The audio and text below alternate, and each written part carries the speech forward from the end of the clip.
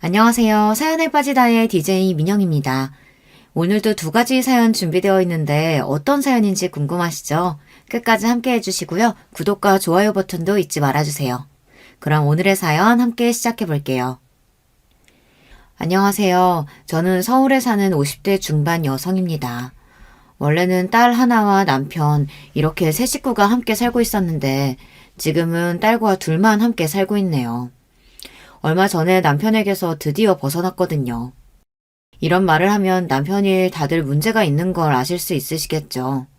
네, 저희 남편은 참 문제가 많았습니다. 우선 지독한 알코올 중독자였어요. 술이 없이는 하루도 그냥 넘어가지 않았습니다. 그리고 그런 중독자들이 대부분 그러하듯 남편은 가족들을 괴롭혔어요. 소리 지르고 때리고 이 사연을 들으시는 여러분들이 충분히 다 짐작 가능한 그런 일들 말입니다. 하지만 저는 남편에게서 벗어날 생각을 하지 못한 채 살았습니다. 워낙 신혼 때부터 그래왔었기 때문에 세뇌 비슷한 걸 당한 거였기도 하고요. 너는 나 없이는 못 살아.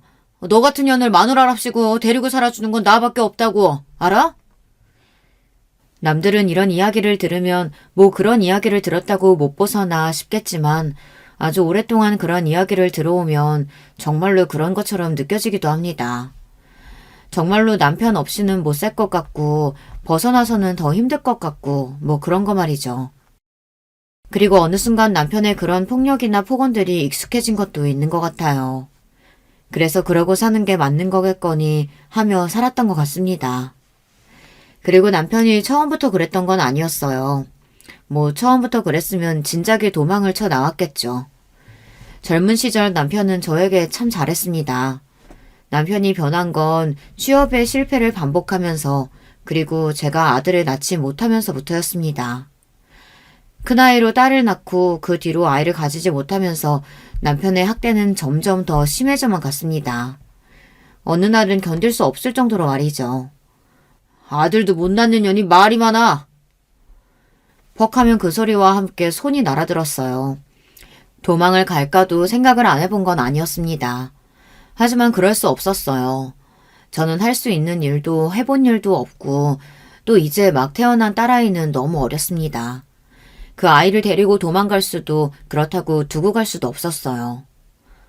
나도 뭔가 할 수 있는 일이 있었다면 진작 도망갔을 텐데. 이런 생각을 굉장히 많이 했던 것 같아요. 아무튼 그렇게 저는 남편 옆에서 어느새 적응이라는 걸 하며 살게 되었습니다. 왜 그런 말 들어보신 적 있으신가요? 인간은 적응의 동물이라는 말 말입니다. 몇 년이 지나니 그게 어느덧 익숙해진 일상이 되더군요. 그리고는 저는 남편에게 그런 말을 듣고 그런 폭행을 당하는 게 당연한 일인 것처럼 여겨지는 순간들이 많고 말이죠. 그렇게 살았습니다. 딸아이가 사춘기가 되면서부터는 매번 울면서 저에게 이렇게 말했던 것 같아요. 엄마, 제발 우리 도망치면 안 돼? 나 학교 안 다녀도 돼. 우리 둘이 뭐라도 하면 굶어 죽을 일은 없지 않을까? 나 도저히 아빠랑 못 살겠어. 하지만 세상 어느 엄마가 딸을 학교도 졸업 안 시키고 일을 하게 둔다는 말입니까? 그래서 저는 딸에게 울면서 말했습니다. 조금만 참자고, 엄마는 괜찮다고. 나는 너 학교 안 다니고 밖에서 일하는 꼴을 보느니 죽는 게 낫다고 말이죠. 그 이후로는 딸아이도 저에게 그런 말을 하지 않았습니다. 그리고 아마 그 무렵이었을 겁니다. 제가 옆집 할머니를 만나게 된 건 말이에요. 봉사활동 같은 거 해볼 생각 있어? 엄청난 목표가 있다든지 좋은 일을 해보고 싶다든지 그런 일로 시작한 봉사는 아니었어요. 그냥 하루 종일 집에 있는 게 지겨웠고 또 다른 일을 하면 내가 준 돈이 모자라냐는 둥 아니면 집에 붙어있지 않으면 예편내가 어딜 싸돌아다니냐는 둥 하는 그런 남편에게서 조금이라도 벗어나고 싶은 마음이었을 겁니다. 물론 우리 먹고 살기도 힘든데 봉사 그딴 거 다녀서는 뭐하냐는 소리를 듣기는 했지만 그래도 남편이 크게 뭐라고 하지는 않는 일이었거든요. 그래서 저에게 봉사는 숨을 쉴 수 있는 구멍이었습니다. 옆집 할머니는 봉사 대상은 아니셨어요. 그런데 제가 보기에는 언제나 식사를 거르시는 것 같았고 찾아오는 가족 하나 없이 외로워 보이셨거든요. 그래서 남는 도시락이나 물품들이 있으면 챙겨드리는 게 그 할머니와의 저의 인연의 시작이었습니다.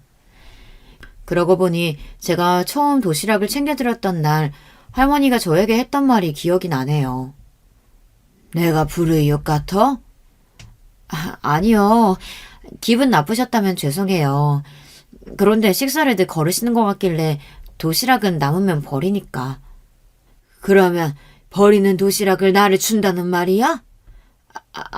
아니 그것도 아니고. 제가 당황해서 우물쭈물하자 그런 저를 보고 옆집 할머니는 크게 웃으셨습니다. 장난이고 농담이라면서 말이죠. 그러면서 제가 드린 도시락을 받아 맛있게 드셨어요. 요즘은 이런 게 잘 나오네. 공짜 도시락이라고 해서 재료도 나쁘고 맛도 이상할 줄 알았더니. 아니에요. 재료도 장에서 다 직접 보는 거고 요리도 저희가 다 직접 하는 건데요. 그래, 먹을만 하네. 그 이후로 저는 옆집 할머니의 도시락을 몰래 챙겨드리는 게 일과 중에 하나가 되었습니다. 그렇게 챙겨드리다 보니 거의 매일 얼굴을 보게 되었고, 그리고 제가 예상한 대로 가족 하나 찾아오지 않는 분이라는 것도 알게 되었죠. 조금 친해졌다고 생각한 날 할머니에게 조심스럽게 물어봤던 기억이 납니다. 자식분들은 안 계세요? 왜? 그래 보여? 아니, 늘 혼자 계셔서 걱정되는 마음이에요. 너는 내가 무슨 말만 하면 그렇게 긴장을 해? 가족 없는 거 맞아. 남편은 일찍 세상을 떴고 자식들도 한날 한시에 사고로 세상을 떴어. 자식을 잃은 부모의 마음이라는 건 감히 상상도 못하는 거잖아요. 그런데 그런 말을 아무렇지 않게 하는 옆집 할머니를 보며 더 마음이 아팠습니다. 아무렇지 않은 일이 아닐 텐데 그렇게 담담히 이야기하기까지 얼마나 긴 세월이 걸렸을까 하는 마음에 말이죠. 너무 옛날 일이라 기억도 안 나네. 그것들은 아직도 꽃 같은 청춘이겠구먼. 나는 80이 넘는 쭈그렁 할망구인데. 그런 이야기를 하는 할머니 옆에서 오히려 제가 울었던 것 같아요. 할머니는 우는 저를 보며 너무 웃기다고 네가 왜 우냐며 그저 웃으시기만 했습니다. 그 이후로 저는 할머니에게 더 마음이 쓰였어요. 그래서 더더욱 잘 챙겨드렸습니다. 도시락뿐만이 아니라 집에 과일 같은 것들도 가져다 드리고, 그리고 시간이 나면 가서 믹스커피 같은 것들을 마시면서 수다도 떨고 말이죠. 어느 날 할머니가 저에게 물으시더군요. 너는 친구도 하나 없냐? 맨날 나랑만 놀게? 원래는 많았는데 결혼하고 나서부터는 연락하는 친구가 하나도 없어요. 그건 네 성격 문제 아니야? 어디 이상해 보이지는 않는데. 남편이 밖에서 친구나 다른 사람 만나는 걸 싫어해서 그냥 그렇게 얼버무릴 수밖에 없었습니다. 정말로 실제로 남편은 제가 밖에서 누군가를 만나고 돌아오는 걸 정말이지 극도로 싫어했거든요. 여자친구들을 만나건 아니건 그건 남편에게 중요한 게 아니었습니다. 그냥 제가 다른 사람들을 만나는 걸 싫어라 했어요. 지금 와서 돌이켜 생각해보면 제가 잘 사는 다른 친구들을 보고 다른 생각을 하게 될까봐 그랬던 것 같기도 합니다. 그러고 보니 네 남편은 뭐 하는 사람이냐? 어느 순간부터 옆집 할머니는 제 남편에 관한 이야기를 많이 물어보셨던 것 같아요. 얼마 동안은 아예 이야기해주지 않았습니다. 그냥 무슨 일을 하는 사람이고 어떻게 만나서 결혼했고 뭐 그런 이야기들 말고는 속 깊은 이야기를 하지는 않았던 것 같아요. 남편이 술주정뱅이고 마누라인 저를 때리고 그런 이야기를 밖에서 하기에는 부끄럽잖아요. 물론 그건 부끄러운 일은 아니지만 그런 마음이 들지 않았던 건 아닙니다. 옆집 할머니가 주기적으로 물어보셨지만 저는 늘 말을 흐렸어요. 아마 그것만으로도 멀쩡한 남편이랑 같이 살고 있다고는 생각하지 않으셨을 겁니다. 그리고 상황이 웃기잖아요. 맨날 어디 가는 것도 없이 봉사만 하고 자기만 만나러 오는 젊은 옆집 여자라니. 저 같아도 쟤는 뭐하는 애지 싶기는 했을 것 같아요. 그러던 어느 날이었습니다. 아마 여름이었던 것 같아요. 제가 얇은 옷을 입고 있었으니까요. 그날도 먹을 것들을 가져다 할머니 집에 놀러가서 한참 수다를 떨고 있는데 갑자기 할머니가 제 손목을 덥석 잡으셨습니다. 왜요? 어디 불편하세요? 아니, 너 이게 뭐냐? 할머니는 그렇게 이야기하며 제 옷을 들어 올렸습니다. 그 올린 옷 안에 있던 시퍼렇게 멍든 제 팔이 드러났습니다. 저는 놀라서 서둘러 팔을 빼고 옷을 내렸어요. 넘어져서요. 제가 생각해도 말도 안 되는 말이었어요. 넘어져서 생길 수 있는 멍이 아니었습니다. 그리고 한 번에 생긴 멍도 아니었고 누렇고 검었고 누가 봐도 예전에 생긴 멍과 지금 생긴 멍이 함께 있는 징그러운 자국이었으니까요. 짐작은 했다만 너희 남편한테 맞고 사냐? 아니에요. 아니긴 뭐가 아니야. 지 남편 이야기만 하면 입을 꾹 다무는 이유가 있었구만. 왜 맞고 살아? 그때 할머니는 처음 아셨습니다. 제가 맞고 산다는 사실을 말이에요. 처음에는 도망을 나오라는 둥, 내가 도와주겠다는 둥 그런 말들을 하셨지만 어느 순간부터는 그런 말씀을 하지 않으셨어요. 아마 제가 나올 생각이 없어 보여서 그러셨던 것 같습니다. 그리고 제가 할머니가 그런 말씀을 하시면서부터는 되게 덜 찾아가기도 했었거든요. 그냥 문 앞에 반찬거리 같은 것들을 두고 온 적도 많고 말이죠. 그래서 그런 말을 하지 않을 테니 계속 오라고 하신 적도 있고 말이죠. 지금 와서 돌이켜보면 그냥 옆에 두고 보는 게 더 낫겠다고 생각하셔서 그러신 것 같다는 생각이 들어요. 하루는 남편이랑 옆집 할머니랑 싸운 적도 있어요. 남편이 술을 먹고 집에 들어오던 날 우연히 제가 옆집 할머니 집에서 나오는 걸 봤거든요. 그걸 보고 남편이 시비를 건 겁니다. 너 그 집에 꿀 발라놨어? 뭘 그렇게 들락거려? 아니, 그냥 할머니랑 수다 떠는 거라고 했잖아. 알게 뭐야, 거기 남자라도 숨겨놨을지. 남편은 그렇게 이야기하고는 문을 벌컥 열고서 그냥 옆집 할머니 집으로 걸어 들어갔습니다. 당연히 할머니밖에 안 계셨고 말이죠. 자네, 술 처먹고 남의 집까지 들어와서 이게 무슨 행패인가? 아무리 생각해도 저 옆에 내가 여기에 꿀을 발라놓은 것 같단 말이지. 내가 자네가 자네 마누라 때리는 거 모를 줄 알아? 내가 내 마누라 때린다는데 할머니가 뭔데 참견이요? 어? 경찰에 신고할 수도 있어. 아이고, 그러면 내가 무서워할 줄 알고? 경찰도 이미 여러 번 출동했어요, 이 노인네야. 그런데 남의 집 가정사에 끼어드는 거 아니니까 그냥 간 거라고. 자기 부인이랑 딸내미 때리고 그러면 천벌받아, 이 나쁜 놈아. 아이고, 웃기시네. 왜? 우리 마누라가 당신 딸내미라도 되는 것 같아? 좀만 잘해주면 이놈의 노인네들은 하여간. 남편은 원래 말이 통하지 않는 사람이었습니다. 옆집 할머니가 아무리 논리적으로 이야기를 한다고 한들 남편에게는 하나도 먹히지 않았어요. 그리고 한동안 할머니의 집에 가지 못했습니다. 남편에게 그날 많이 맞기도 했지만 또 단속이 심해졌거든요. 그 할머니 집에 가지 말라고 말이죠. 아마 남편은 제 주변에 저에게 바른 말을 해주려는 사람들을 다 치워버리고 싶었을 겁니다. 제가 정신을 차리고 자신의 곁을 떠나게 되는 날이 혹시라도 오게 될까봐 그게 겁이 났던 게 아닐까 싶어요. 아무튼 그렇게 한동안 못 가던 옆집 할머니의 집을 오랜만에 방문했을 때 저를 보고 아무 말을 하지 않으셨습니다. 그냥 평소처럼 밥을 함께 먹고 과일을 먹고 소소한 일상 이야기를 하는 정도였어요. 나중에 안 사실이지만 그날 저녁 제가 남편에게 맞는 소리를 들으셨다고 하더라고요.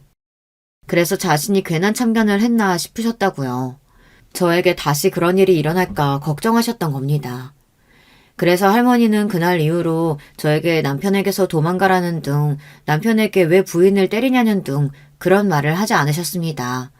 그냥 옆에서 정말 엄마처럼 존재만으로도 위로가 되는 그쪽을 선택하셨어요. 아, 이 이야기를 안 했네요. 저는 엄마가 없었거든요. 당연히 처음부터 안 계셨던 건 아니고 제가 고등학교 때 병으로 세상을 떠나셨어요. 그리고 제가 결혼하고 얼마 되지 않아 아버지가 세상을 떠나셨고요. 하나 있는 오빠는 어디서 뭐하고 사는지 연락도 되지 않아서 저는 사실상 가중이 없는 거나 마찬가지라고 생각하며 살고 있었거든요. 할머니가 엄마 같기도 해요. 네 엄마보다 내가 나이가 훨씬 많을걸? 그래도요. 저는 확신할 수 있어요.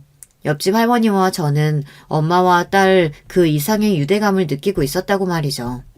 둘 다 서로 가족이 없으니 외롭잖아요.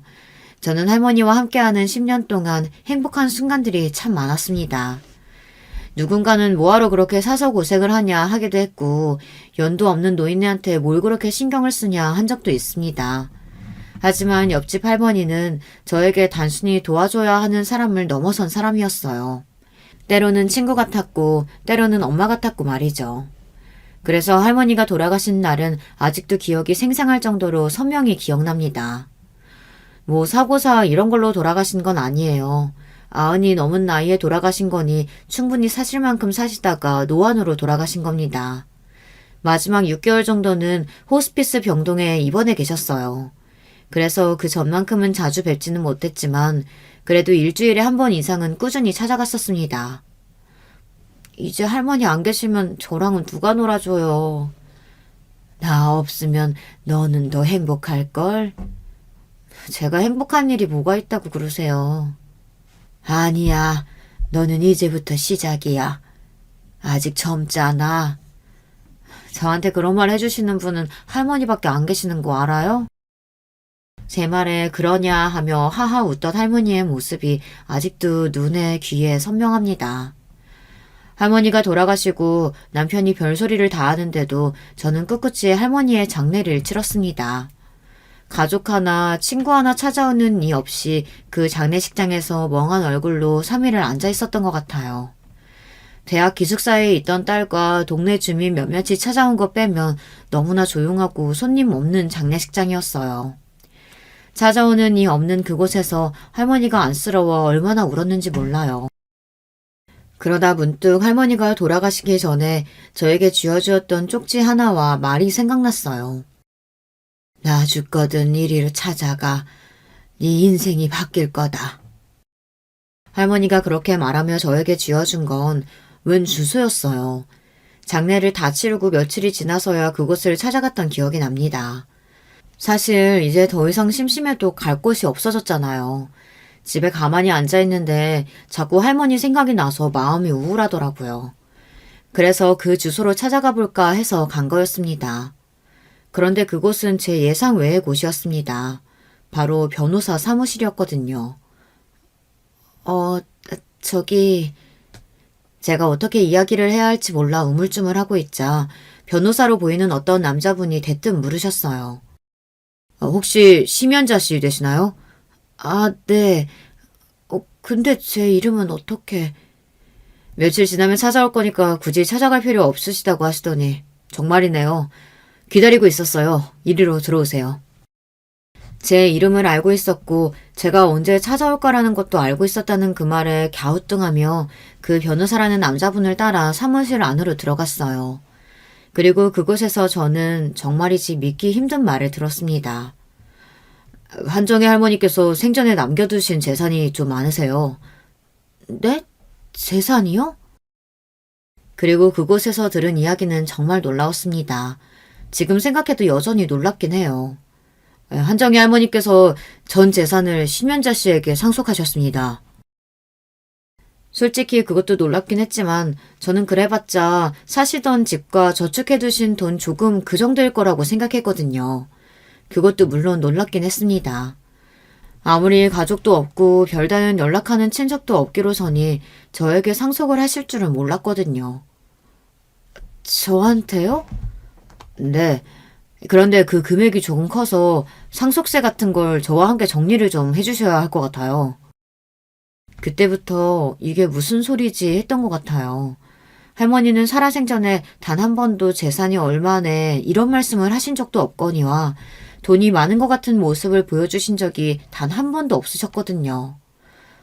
그 전에 일단 이 편지부터 먼저 읽으시죠.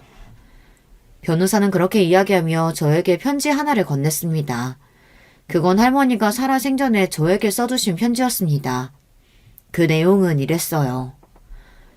네가 이 편지를 읽는다는 건 내가 죽었다는 말이겠고 또 너의 새로운 인생이 시작된다는 말이겠구나. 사실 나는 살 만큼 살았다고 생각한다.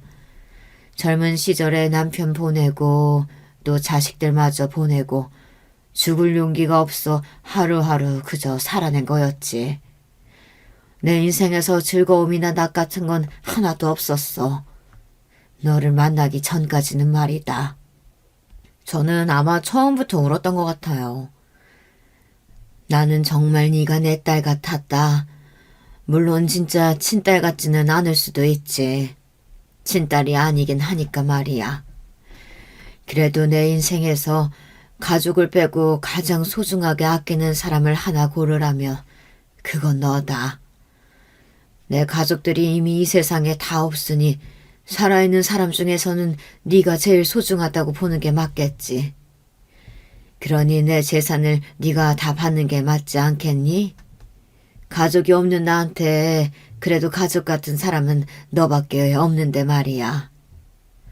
편지는 계속해서 이어졌습니다. 아마 내가 남기고 가는 재산은 네 인생을 바꾸고도 남을 거다. 나는 네가 남편에게 맞고 산다는 사실을 알게 된 순간부터 이 유언장을 준비했다. 아마 내가 남긴 재산의 규모를 알게 되면 얼굴 한 번 본 적 없고 내 장례식장에 오지도 않을 먼 친척들이 사방에서 달려들 거야. 그들에게 하나도 주지 않기 위해 법적으로 자문하느라 애를 좀 썼단다. 그때부터 이게 무슨 소리지 했던 것 같아요. 할머니가 재산이 많으시다니 하면서 말이죠. 몰랐겠지만 내가 돈이 상당히 많단다. 그리고 이제 이 돈은 네 돈이 되겠지. 나는 네가 나한테 물려받게 될 이 재산을 아무에게도 주지 말고 특히나 네 남편에게는 절대 10원 한 장 주지 않고 오로지 너와 네 딸의 행복을 위해서만 썼으면 좋겠다.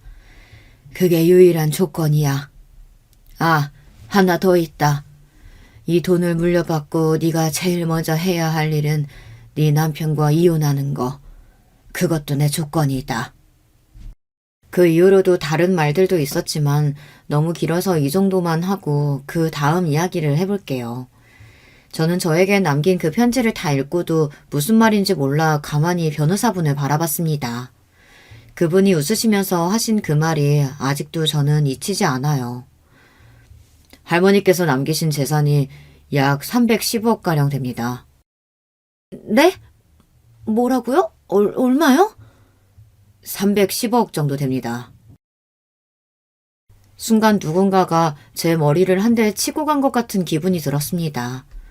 3억도 놀라울 판인데 30억도 아니고 300억이라뇨. 저는 생전에 그런 단위의 돈을 들어본 적도 생각해 본 적도 없었습니다. 그리고 일단은 할머니한테 그 정도의 돈이 있다는 게 믿기지도 않았어요. 지금 누군가가 나를 두고 사기를 치나 몰래카메라 같은 걸 찍나 뭐 그런 생각만 했던 것 같아요. 아니 도저히 말이 된다고 생각하지 않았거든요. 하지만 맞았습니다. 할머니는 대대로 땅 부자인 집안의 고명딸이었다고 하더군요. 그런데 가족들이 다 죽고 나서 살던 집도 다 팔고 숨어 지내듯 조용하게 지냈다고 말이죠. 저에게 전에 하셨던 이야기가 생각이 났습니다.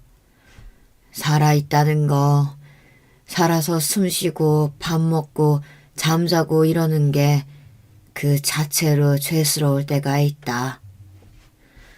먼저 간 가족들을 생각하면 그럴 때가 있다면서 말이죠.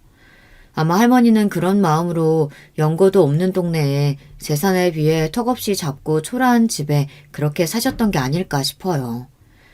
마치 혼자 살아남은 자기 자신에게 벌을 주듯 말입니다. 정작 자신은 하나도 잘못한 게 없는데 말이죠. 평생을 그런 무거운 마음으로 살아오셨을 할머니를 생각하니 다시 눈물이 날 것만 같아요. 아무튼 저는 그런 엄청난 금액을 받을 수 없다고 처음에는 그렇게 생각했던 것 같아요. 사실 집 정도 물려주시는 거고 그런 거면 넙죽 받았을지도 모를 일입니다. 그런데 그건 너무 엄청난 금액이잖아요. 하지만 받고 싶지 않다고 해도 거절을 할 할머니가 이미 이 세상에 안 계셨어요. 그래서 거절을 할 수도 없었습니다. 그리고 제가 받지 않으면 할머니가 그렇게 주고 싶지 않아 했던 생전에 자신을 한 번도 찾아온 적도 심지어 장례식장도 찾아오지 않았던 그 먼 친척들에게 순위에 맞춰서 가게 된다고 하더군요. 그 이야기를 들으니 그건 돌아가신 할머니가 너무 싫어하실 것 같다는 생각이 들었어요. 그래서 일단은 상속 절차를 밟기로 했습니다. 하지만 그럼에도 불구하고 한동안은 그 엄청난 돈이 내 돈이 된다는 사실을 믿을 수가 없었던 것 같아요. 현실 감각이라고 해야 하나, 그런 게 하나도 느껴지지 않았습니다. 사실 그런 금액이잖아요. 평소 남편에게 생활비를 타뒀었던 저에게는 정말 상상도 하지 못할 돈이기도 했고 말입니다. 그 돈을 받고 거의 한 달 동안은 이게 현실이라는 걸 자각하는 시간이 필요했던 것 같아요. 믿기지도 않았고 또 어떻게 써야 할지도 모르겠더군요. 그래서 그냥 가지고만 있었습니다. 그러던 와중에 일이 터졌어요. 정신을 어디에 팔고 다니는 거야? 내가 두부김치 먹고 싶다고 했잖아. 남편이 퇴근길에 두부김치를 해놓으라고 한 건 해놓지도 않는다는 이유로 그날 오랜만에 엄청나게 두들겨 맞았어요. 나이가 들고는 본인도 체력이 딸려서인지 그 정도로 때리는 일이 드물었었는데 그날은 그동안 쌓인 게 많았던 건지 아니면 제가 그간 정신이 어디 팔린 상태였다는 걸 알아서였던 건지 정말 엄청나게 두들겨 패더군요. 한참을 그렇게 두들겨 맞고 있는데 문득 그런 생각이 들었습니다. 내가 여기서 왜 이렇게 맞고 있어야 하지? 나는 이제 돈이 많잖아. 하는 생각 말이죠. 저는 그날 저녁 술에 취한 남편을 바라보다가 짐을 챙겼어요. 그리고 그대로 그 집을 나왔습니다.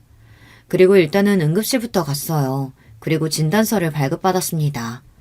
병원에서 사진도 다 찍어주더군요. 일단은 가장 비싸 보이는 호텔로 들어가 그곳에서 숙박을 했어요. 제 생에 그렇게 좋은 곳에서 자보는 건 처음이었습니다. 처음 며칠 동안은 이게 뭔지도 모르겠고 여기가 내가 있어야 할 곳이 아닌 것 같은 기분이 들었는데 앞서 이야기했듯 사람은 적응의 동물이잖아요. 금방 또 적응을 하더라고요. 그리고 병원에서 발급받은 진단서와 사진을 들고 저에게 재산 상속을 해주었던 그 변호사분을 찾아갔습니다. 이혼하려고 왔어요. 남편과 이혼하려고 말이죠.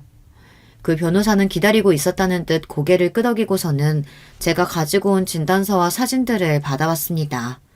그리고 그건 받았던 문자나 다른 증거들도 있는지 물어봤죠. 생각나는 건 다 이야기했어요. 경찰에서 몇 번 출동했었던 일이라든지 예전에 혹시나 해서 남편이 저를 때릴 때 녹음을 해두었던 녹음 파일 같은 걸 말이죠. 예전에 언젠가 한번 휴대폰을 바꾸면서 딸아이가 녹음은 어떻게 하는 건지 아빠가 그런 행동을 하면 다 녹음을 해두라고 알려준 적이 있었거든요. 한참을 자료를 검토하던 변호사가 웃으며 고개를 끄덕이더군요. 이 정도면 이혼 소송을 하고도 충분히 남을 것 같다고 말이죠. 저는 그 확답을 듣고 그러면 소송 준비를 해달라는 말과 함께 그곳을 나왔습니다. 그렇게 이혼 소송을 하기로 한 날 정말 처음으로 다리를 쭉 뻗고 잤던 것 같아요. 남편에게서 또 어딨냐는 집으로 들어오면 죽여버리겠다는 전화와 문자들을 끊임없이 왔지만 그런 건 전혀 신경도 쓰이지 않았습니다. 그리고 그 다음날 딸아이를 만나 그간 있었던 모든 일을 다 이야기했어요. 진짜? 그 할머니가 그렇게 부자였다고? 엄마도 놀랐어. 딸은 저에게 전달받은 할머니의 마지막 편지를 읽으며 이 상황을 납득하고 받아들이는 것 같았습니다. 그리고 그것들보다 제가 남편과 이혼을 하기로 한 걸 가장 기뻐했어요. 엄마는 이제 누리고 살아도 돼. 엄마는 그럴 자격 충분해. 그렇게 이야기해주는 딸아이를 부둥켜 안고는 한참을 울었던 것 같아요. 그리고 저는 집을 구했습니다. 딸아이의 학교에서 멀지 않은 곳에서 말이죠. 딸아이와 함께 살기 위해서 말입니다. 뭐 대단히 크고 엄청난 집을 구한 건 아니었어요. 사실 그런 집은 아직 적응하기도 힘들고 말이죠. 그냥 적당히 큰 아파트로 이사를 했습니다. 물론 신축이라 깨끗하고 무엇보다 보안이 좋은 것이었어요. 남편이 혹시나 찾아올까 조금 무섭기는 했기 때문에 딸도 저도 보안이 가장 중요한 곳으로 옮겼습니다. 그리고 남편은 어떻게 알았는지 제가 옆집 할머니의 엄청난 재산을 물려받은 걸 다 알았더군요. 처음에는 어떻게 알았나 했는데 알고 봤더니 할머니의 친척이라는 사람들이 찾아와서 저를 찾았다고 하더라고요. 할머니 말이 다 맞았습니다. 생전 찾아오지도 장례식장에 오지도 않던 친척들이 할머니의 재산을 찾아 나타난 거였어요. 내가 잘못했어. 그러니까 이혼은 다시 생각해봐. 남편은 정말 한순간에 180도 바뀌어서는 그렇게 말하더군요. 정말 기가 찼습니다. 하지만 저는 그런 남편에게 넘어갈 마음이 눈꼽만큼도 없었어요. 이혼 소송이 진행되었고 남편은 계속해서 이혼은 안 된다며 빌기도 하고 나중에는 말이 통하지 않는 것 같아 보이자 화도 내고 협박도 하더군요. 내가 너만 떵떵거리고 잘 살게 둘 것 같아? 어? 안 되면 어쩔 건데? 내가 너 죽여버릴 거야. 돈 좀 생겼다고 바로 자기 남편 이렇게 버려? 어? 누가 보면 평생 잘 산 줄 알겠어. 너는 나 평생 때리고 괴롭혀놓고 죽여도 내가 죽여야지. 어디서 네가 나를 죽인다는 소리를 해. 남편은 아마 그런 저의 모습을 처음 본 걸 겁니다. 늘 그렇게 소리를 지르면 주눅이 들어서 남편 말을 다 들어줬던 저였으니까 말이죠. 자신이 조금만 세게 나가면 이번에도 받아줄 거라고 그렇게 생각했던 모양이었어요. 그렇게 되지 않으니 당황했고 말이죠. 그리고 딸아이도 나섰습니다. 이번에 엄마가 아빠 받아주면 내가 엄마랑 연 끊을 거야. 뭐라고? 인연이 먹여주고 입혀주고 키워줬더니만. 아빠가 나한테 해준 게 뭔데? 낳기만 하면 자식이야? 먹이고 입히는 거야 엄마가 다 했고 기집애 대학 공부 안 시켜준다고 해서 장학금 받아서 대학 온 것도 나야. 나는 어디 가면 아빠 없다고 말하고 다닌 지 이미 오래됐어. 나는 그냥 아빠가 죽었으면 좋겠다고. 남편은 결국 화를 참지 못하고 딸아이의 뺨을 때렸고 그 뒤로는 정말 난장판이 되었습니다. 저는 다른 건 다 참아도 남편이 제 딸 얼굴에 손을 댄 건 도저히 참아줄 수가 없었어요. 저의 악을 쓰는 소리와 그리고 소란에 출동한 경찰, 그야말로 난장판인 하루였습니다. 결국은 남편에게 저희는 접근금지 신청을 했고 그 신청이 받아들여졌어요. 그래서 이제는 남편은 저희에게 접근해올 수 없게 되었습니다. 물론 하려면 하겠지만 법적으로는 말이죠. 남편은 받아들일 수 없어 하는 것 같았습니다. 그래서 아직도 술만 먹으면 전화가 와서는 화를 냈다가 잘못을 빌었다가 아주 그냥 난리를 쳐요. 이혼 소송이 다 끝났고 완전히 이혼이 성립된 지금에도 말입니다. 그리고 생전 연락 한 번 없던 시누이에게도 연락이 왔었어요. 아마 제가 엄청난 재산을 물려받게 되었다는 사실을 자신의 오빠에게서 들은 모양이었습니다. 나이도 들어서 이렇게 이혼하는 게 맞나 싶어요. 그냥 그간 쌓인 정도 있고 하니 같이 살면 좋을 건데. 아가씨가 오빠랑 살아봐요 그럼. 나는 그 사람한테 쌓인 정 같은 거 없네요. 그래도 그 나이에 혼자 살게 된 오빠가 불쌍하지도 않으세요? 하나도요. 정 오빠가 불쌍하면 아가씨가 데리고 살면 되겠네요. 저의 그 말에 인상을 팍 하고 쓰던 시누이가 떠오르네요.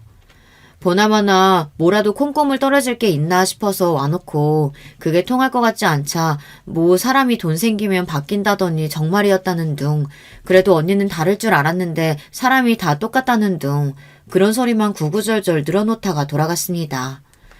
그리고 다시 연락이 여러 번 왔지만 제가 받지 않았어요.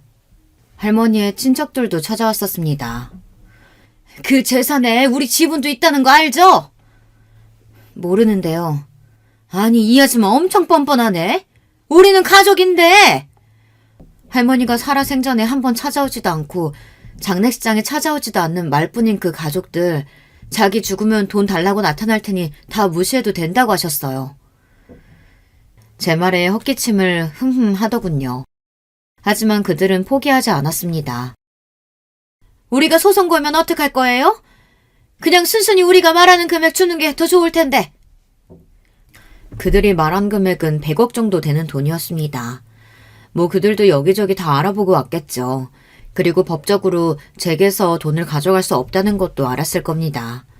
소송을 걸어서 더 가져갈 수 있다면 그걸 포기할 사람들이 절대 아니었어요.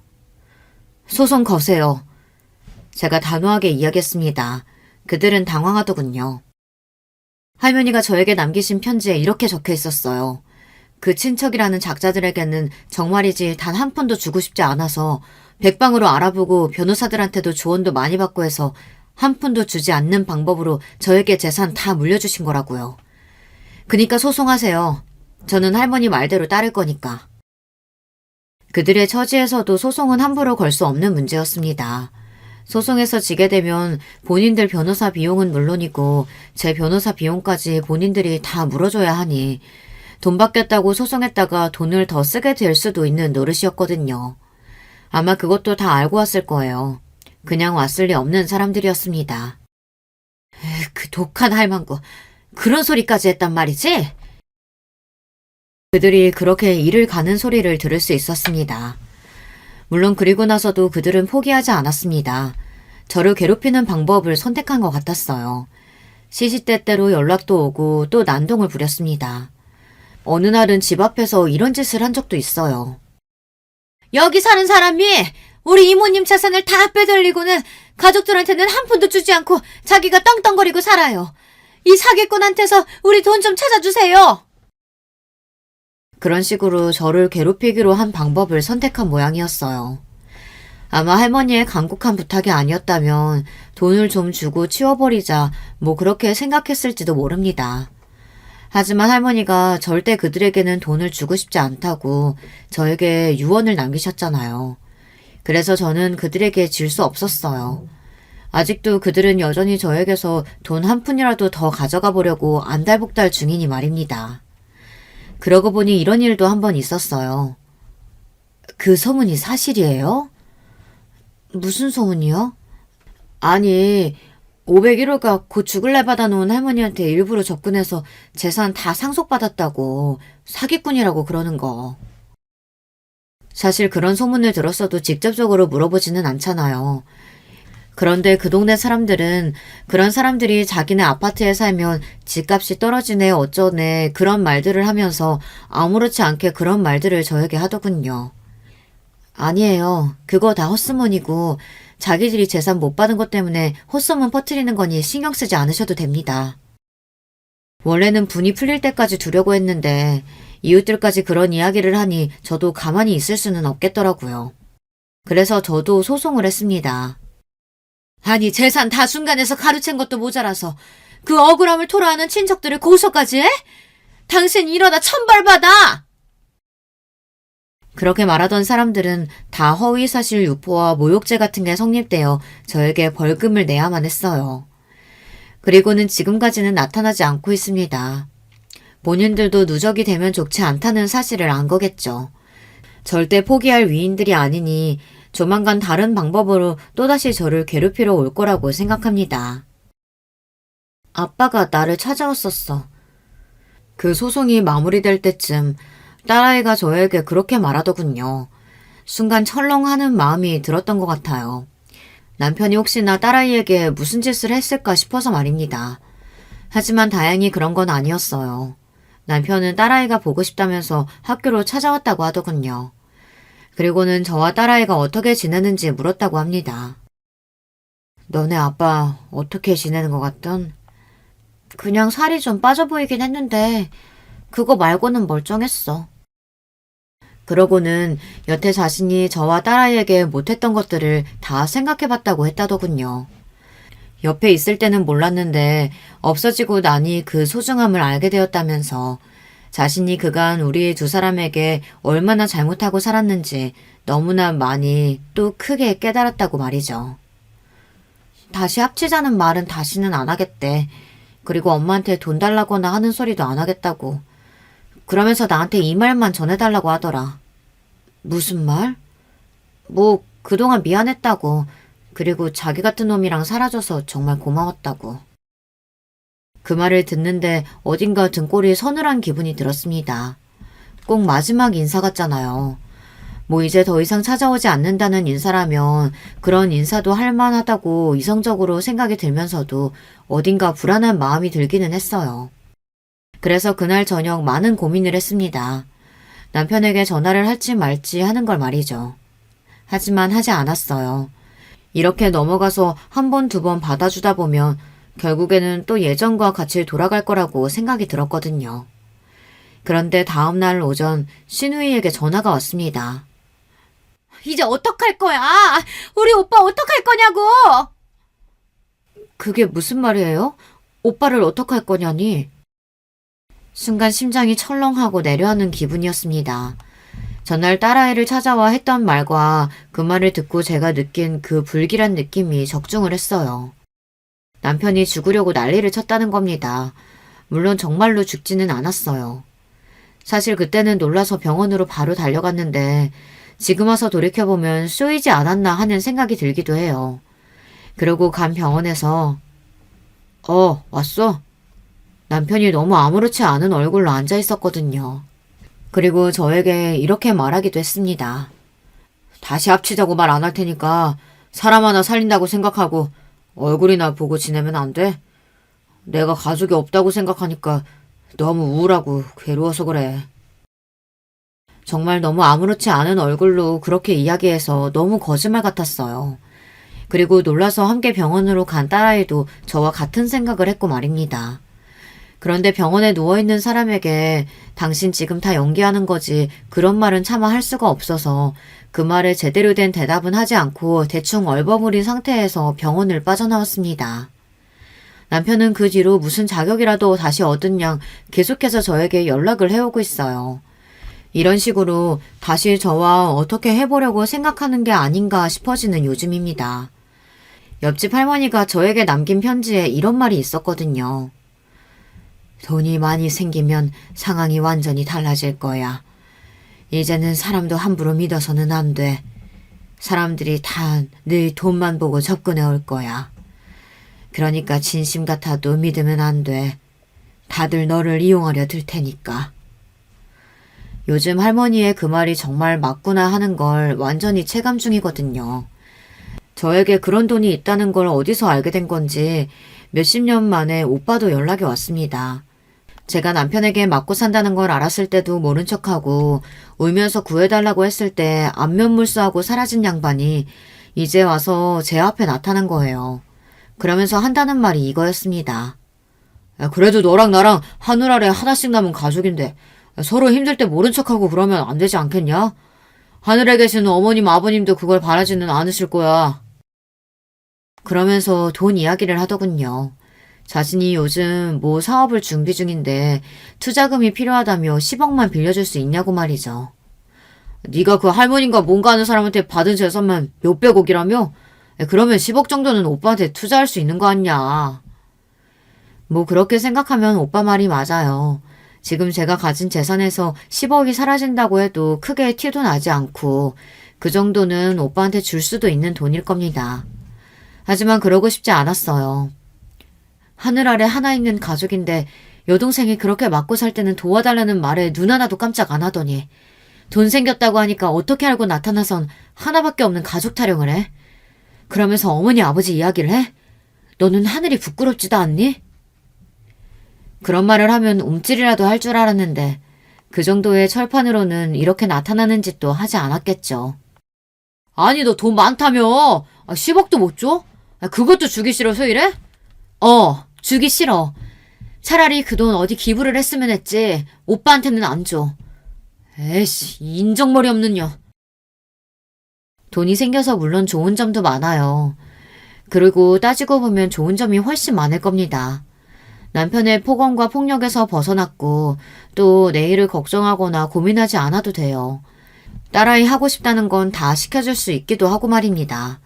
다른 건 다 차치하고서라도 그것들만으로도 다른 힘든 부분은 이겨낼 수 있을 것 같기는 합니다. 하지만 남들이 들으면 어쩌면 배부른 소리라고 할지도 모르겠지만 그만큼 힘든 일도 많긴 해요. 아마 옆집 할머니도 그래서 그 편지에 걱정의 말을 구구절절 적어두신 거겠죠. 돈이 있는 사람에게 다른 사람들이 어떤 식으로 상처를 주는지 너무 잘 아시는 분일 테니 말입니다. 사실 저는 그 재산이 생긴 이후 사람들을 더 편안하게 만날 수 없게 되어버렸습니다. 누군가를 만나도 제 돈을 보고 접근한 것 같고 저를 이용하려 하는 것 같고 사실 그런 마음이 들거든요. 그리고 이런 마음이 끊임없이 드는 건 생각보다 더 힘든 일이더라고요. 그래도 엄마, 나는 지금이 행복해. 그렇게 말해주는 딸아이가 아니었다면 아마 저는 지금쯤 어디론가 숨어버렸을지도 모를 일입니다. 전화번호를 한 5번은 바꾼 것 같은데 번호를 어떻게 알았는지 아직도 남편과 오빠 그리고 옆집 할머니의 친척들이 연락이 와요. 아마 그들이 제가 가진 돈을 포기하지 않는 이상 계속해서 이런 연락을 받을 수밖에 없겠죠. 물론 이웃들도, 물론 몇몇 분은 그런 뜬소문을 믿지 않는 분들도 있겠지만 상당수의 분은 제가 부자 할머니에게 일부러 접근해 친척들에게 갈 재산을 가로챘다는 그 말을 믿으시는 것 같더라고요. 원래 그런 소문은 소문의 힘이 상당한 것 같아요. 딸아이가 신경 쓰지 말자고 해서 노력은 하고 있지만 집 밖을 나갈 때며 가끔 느껴지는 그 시선에 철렁할 때가 한두 번이 아니기는 합니다. 그래서 요즘은 언젠가 딸아이가 지나가듯 했던 말에 대해 진지하게 고민하고 있는 중이에요. 그게 무슨 말이냐면, 엄마, 우리 외국 나가서 살까? 외국? 무슨 외국? 엄마는 말도 못하는데. 아니, 요즘은 외국도 한국 사람들 많은 곳에 가면 그 나라 말 안 쓰고 살 수도 있대. 갑자기 왜 그런 생각이 들었는데? 그냥 엄마랑 나를 아무도 모르는 곳에 가서 새로 시작하고 싶어서. 그때는 내가 이 나이에 무슨 외국이나 싶어서 그냥 넘겼는데 이 생활이 반복되다 보니 저도 요즘은 그때 딸아이와 나눴던 대화가 자꾸 생각이 나더라고요. 오늘 이곳에 사연을 보내게 된 이유도 제가 앞으로 어떻게 살면 좋을지 많은 분들께 조언을 구하고자 하는 마음에 이렇게 사연을 보내게 되었습니다. 지금 저를 괴롭히는 저들은 자신들이 원하는 돈을 받기 전까지는 절대 저에 대한 집착을 거둘 것 같지 않거든요. 그리고 설사 받았다고 한들 다음이 없으리라는 보장도 없고 말입니다. 그리고 무엇보다 절대 주지 말라고 했던 옆집 할머니의 마지막 말을 지켜드리고 싶은 마음도 큽니다. 그래서 제가 어떻게 살면 좋을지 많은 이야기를 들어보고 싶어요. 저 인간들에게서 벗어날 수 없다면 그냥 이대로 참고 사는 게 좋을지, 아니면 떼어놓는 다른 좋은 방법이 있을지 말입니다. 제가 지금 하는 고민처럼 아예 외국으로 가버리는 것도 방법 중 하나가 될 수 있겠죠. 1년 전에 저만 해도 저에게 이런 일이 일어날 거라고는 정말일지 꿈에도 상상하지 못했습니다. 정말 사람 인생은 한치 앞도 모르는 것 같아요. 1년 전에 저에게 미래에 제가 이런 일을 겪게 될 거라고 이야기를 해줬으면 그게 무슨 드라마에도 안 나올 법한 이야기냐고 했겠죠. 제 이야기를 끝까지 들어주신 분들이라면 함께 고민해 주실 수 있으리라 믿습니다. 그리고 꼭 여러분의 의견을 남겨주세요. 제가 다 읽어보러 오겠습니다. 날이 벌써 여름에 가깝게 더워지고 있더라고요. 그래도 일교차가 꽤 있으니 늘 감기 조심하시고 건강하시길 바라겠습니다. 긴 이야기 끝까지 함께 해주셔서 감사합니다. 그리고 여러분의 의견도 미리 감사드릴게요. 그럼 저는 이제 그만 줄이겠습니다. 제 이야기에 함께 해주시고 고민해주신 분들 언제 어디서나 늘 건강하시고 행복하시길 기도할게요. 여러분, 두 번째 사연 시작하기 전에 좋아요, 구독 꼭 눌러주실 거죠? 그럼 두 번째 사연 바로 시작합니다. 안녕하세요. 요즘에 텔레비전에서 하는 뉴스든 인터넷에서 보는 뉴스든 출생 인구가 아주 절벽이라 우리나라가 큰일 났다면서 경고하는 내용이 많더라고요.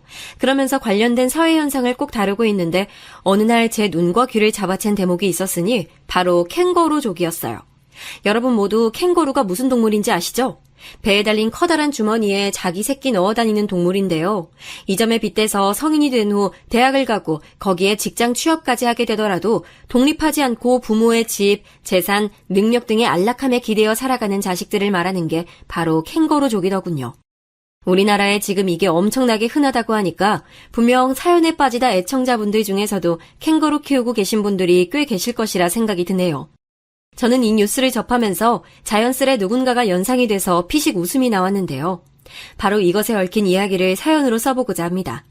저는 서울과 아주 인접한 경기도에 살고 있는 사랑하는 남편과 딸아이를 둔 여자예요. 제 친정 집안은 형편이 별로 좋지 못했어요. 더 좋지 못했던 건 부모님의 사이 같았고요. 제겐 2살 아래 남동생이 있었는데 잔병치레가 많았고 몸이 약한 편이었어요. 저를 비롯한 가족들이 그렇게 생각하고 애정과 관심을 쏟았었는데 알고 보니 그게 다 소아 백혈병 때문에 몸이 안 좋은 증상들이 보였던 것이었죠. 남동생이 세상을 떠나고 아직 어렸던 저는 영원한 이별이 낯설어서 한동안 그냥 멍하게 지냈던 것 같아요. 친정엄마는 당시로선 그렇게 생각하지 못하였으나 우울증을 극심하게 겪으셨고요. 그런 당신의 아내를 친정아빠는 이해하지 못하셨어요. 그걸 기점으로 친정 부모님은 돌이킬 수 없는 불화 속으로 빠져들어 버리셨고 종국엔 서로에게 저주를 퍼부으시며 이혼을 하셨어요. 자식 새끼가 아파서 신음하다 죽었는데도 넌 일을 나가고 싶어? 출근이 돼? 어떻게 하루 종일 회사에만 처박혀 있을 수가 있냐고. 너는 피도 눈물도 없는 냉혈 아니야. 너랑 결혼해서 자식들 낳고 산 게 난 죽도록 후회해. 내가 죽어도 넌 내 장례식장 오지 마. 누가 할 소리를 하고 있는 거야? 자식 하나 떠났다고 해서 남은 자식은 생각도 안 하고 밑도 끝도 없이 시리에 빠져서 살림이고 일상이고 다 때려치운 네가 엄마 자격이 있다고 생각하냐? 너란 여자를 만난 게 내 인생 최대의 실수였어. 앞으로 2번 다신 얼굴 보지 말자. 아빠는 무기력해진 엄마의 행태를 비난했지만 저는 2분의 이혼 이후 엄마와 함께 살게 됐죠.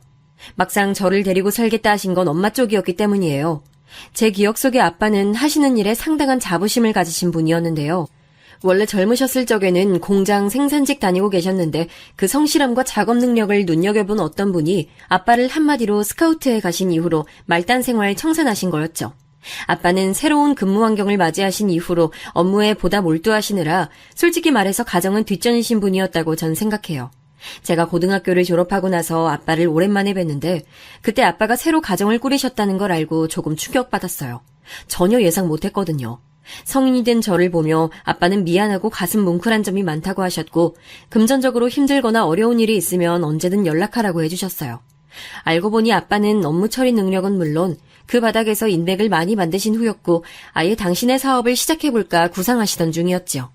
저나 엄마가 없어도 너무 잘 살아오신, 아니 저희 모녀가 없어서 더 잘 살게 되신 건가 싶은 아빠를 보며 저는 묘한 거리감을 느꼈고 잦은 연락을 이어가는 사이는 못 됐습니다. 제가 다시 연락을 드린 게 제 결혼 소식을 전해드리기 위함이었으니 연락을 안 하고 지냈던 공백이 또 꽤나 길었죠. 저는 성인이 된 이후 시시껄렁했던 몇 번의 연애를 하다가 마침내 운명과도 같은 결혼 상대를 만나게 됐어요. 남편은 어렸을 때 미국에서 5년 살다가 와서 그런지 개인주의가 유독 강한 사람이었고 남의 시선이나 평가에 신경을 많이 쓰고 오지랖을 부리는 우리나라 특유의 정서와는 아주 상반되는 성격을 가지고 있었어요. 그런데 자기 영역 안에 들어온 사람에게는 무척 다정하고 온 신경을 다 기울여주는 그 상반된 모습에 제가 반해서 먼저 고백을 해버렸어요. 맹세코 제 인생에서 남자에게 호감을 먼저 표현해 본 건 남편이 처음이었답니다. 남편은 자기하고 사귀면 제가 외로움을 느낄지도 모른다고 그랬지만 저는 그 반대였어요. 각자의 사생활을 철저히 존중해주면서 건드리지 않는 남편의 방침이 아주 마음에 들었거든요. 이런 스타일의 남자는 또 없을 것 같아서 저는 진지한 감정으로 남편을 대했고 저희는 결국 결혼까지 꼬리냈어요. 그런데 바로 이 결혼에서부터 흐름이 확 달라지고 말았죠. 우리나라 사회는 웬만한 경우라면 무조건 결혼이란 집안과 집안의 결합이 될 수밖에 없다는 것을 제가 날이 갈수록 처절하게 실감했습니다. 저희 집은 부모님이 이혼하셨고 남동생이 일찍 떠났고 그러니 저와 엄마뿐이어서 소개가 단출했는데요. 남편의 집, 즉 저의 시댁은 시부모님, 아주버님, 남편, 시누이 이렇게 5식구가 구성원이었어요. 특이한 점이라면 남편의 형인 아주버님께서 결혼은 안 하고 여자친구분과 5년 넘게 당시 동거 중이셨다는 거였죠. 뭐? 같이 산 기간이 훌쩍 5년이 넘어가는데 아직 결혼 계획은 없으시다고? 어쩜 그럴 수가 있어? 오빠처럼 옛날에 미국 살다가 오신 분도 아닌데 그렇게 개방적이셔? 아버님, 어머님 2분도 그런 걸 그냥 두고 보신다는 말이야? 개방적이기보다는 우리 집이 원래 각자 사정과 상황에 터치를 최대한 안 하잔주의야. 형이 나이가 있음에도 동거까지 하면서 결혼 생각은 없다고 하는 거에 부모님도 사실 속으로 포기를 하셨고 무엇보다 형이 집에서 식구끼리 부대껴 사는 걸 싫어해서 밖에서 동거하며 사는 것 같아. 거기까지 듣고는 아주버님 그분도 참 개인주의 성향이 강하시구나 싶어서 그러려니 했어요. 그런데 나중에 알고 보니까 아주버님께서는 당신의 모친과 여동생 이 2사람하고 성향이 너무 맞지 않아서 본가를 탈출하기 위해 동거 생활을 시작하신 거였더라고요. 혼자 자취를 하면 당신의 모친이 어느 때고 들이닥칠 게 뻔하니까 마음 맞는 여자친구와 동거하는 길을 선택하신 거였죠. 제가 시댁에서 한 가지 특징을 발견했는데 남자는 남자끼리 닮았고 여자는 여자끼리 닮았다는 사실이었어요. 시아버지께서는 정치와 부동산 얘기가 아니면 말씀을 잘 안 하시는 편이었고 굉장히 담백한 분이시더라고요. 무뚝뚝한 것과는 살짝 결이 다른 무미건조함이라고나 할까요? 산은 산이고 물은 물이로다 하시면서 매사 일희일비 안 하시고 멀리서 관망하시는 분이었지요. 아주버님은 솔직히 그 당시에는 어떤 분인지 감이 잘 안 잡혔는데 복잡한 거 시끄러운 거 딱 질색하시고 맺고 끊음이 확실하신 분인 듯 했죠. 남편까지 포함해서 세 사람은 대체로 느낌이 비슷했어요. 하지만 시어머니 그리고 시누이 이렇게 두 사람이 한 세트였고 완전히 장르가 다르더라고요. 가족 구성원의 한 가지 단면만 봤다가 크게 착각해서 큰 코 다친 사람이 바로 저였네요. 설마 하니 저는 시누이가 집안의 골칫덩이일 줄은 상상도 못했고 나아가서 저의 골칫덩이가 될 줄은 더욱더 몰랐습니다. 먼저 시어머니께서 어떤 스타일인지 설명을 드려보자면 이랬어요. 아이고 우리 귀한 둘째 아드님, 머리 좋아, 인물 좋아, 직장도 번듯하고 어디 하나 빠지는 데가 없는데 어째 자기 엄마한텐 무심한지 모르겠네.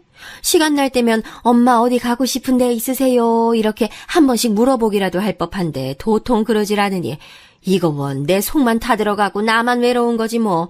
이걸 어디다가 내가 하소연하겠어. 부끄러워서 말도 못해. 아, 엄마, 왜 또 그러시는 거예요? 제가 저번에 엄마 다녀오시라고 원하시던 풀빌라도 예약해드렸고, 또 가고 싶으신 데 있으신지 여쭤보기도 했잖아요. 그때는 별 말씀도 없으셨으면서 지금 이러시면 저만 난처해져요. 너는 너 난처해지는 것만 생각하고 나 속상한 건 생각도 안 하니? 결혼 같은 중대사도 혼자 생각하고 혼자 결정해서 날 따돌리더니 이렇게 매사에 나를 배척하는구나. 이 엄마는 속이 문드러져서 살 수가 없어요.